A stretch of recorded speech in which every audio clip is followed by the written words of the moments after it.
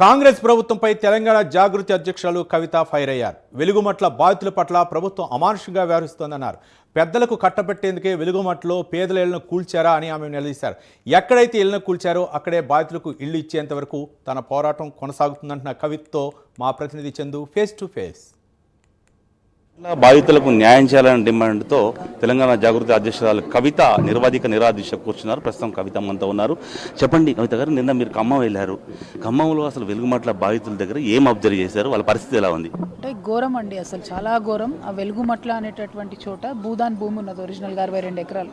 అందులోంచి 30 ఎకరాలు ఆల్రెడీ కబ్జాకు గురైంది చాలా రోజుల క్రితం.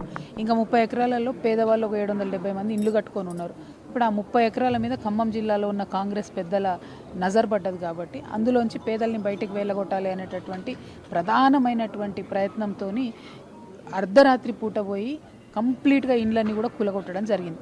ఆ కూలగొట్టినటువంటి ఇండ్లను ఆ బాధితులను తీసుకొచ్చి ఆ బాధితులందరినీ ఒక దగ్గర అంబేద్కర్ భవనంలో పెట్టారు. 750 కుటుంబాలు, మహిళలు, పురుషులు, పిల్లలు అందరిని ఒకటి దగ్గర పెట్టిండ్రు.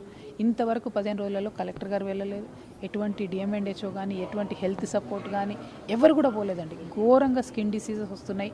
2 బాత్రూమ్స్ ఉన్నాయండి, 750 కుటుంబాలు ఉన్నాయి, 2 బాత్రూమ్స్ ఉన్నాయి. ఘోరమైన పరిస్థితి ఉన్నది. అటువంటి అమానవీయ పరిస్థితుల్ని కూడా రివ్యూ చేయడానికి కూడా కలెక్టర్ గారికి తీరిక లేదు. 3 మంత్రులు ఉంటే 3 కూడా తీరిక లేదు.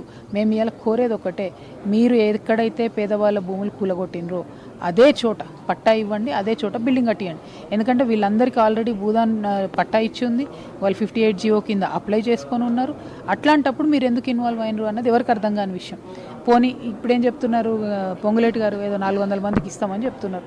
ఆ ల్యాండ్లో కొంతమంది అనర్హులు ఉన్నారని చెప్తున్నారు. ఆయన్నే స్వయంగా ఒప్పుకుంటున్నాడు కొంతమంది అర్హులు ఉన్నారని. మరి అర్హుల ఇంటి మీద బుల్డోజర్ ఎట్లా పోతుంది? అంటే ఇలా నువ్వు ఒక ఇల్లు కట్టుకొని ఉన్నావంటే ఈ రాష్ట్రంలో సేఫ్ లేవనే కదా అర్థం. అర్హత ఉండి అన్ని పర్మిషన్లు ఇల్లు కట్టుకున్నా అర్ధరాత్రి బుల్డోజర్ రావచ్చు మీ ఇంటికి అనేది అర్థం.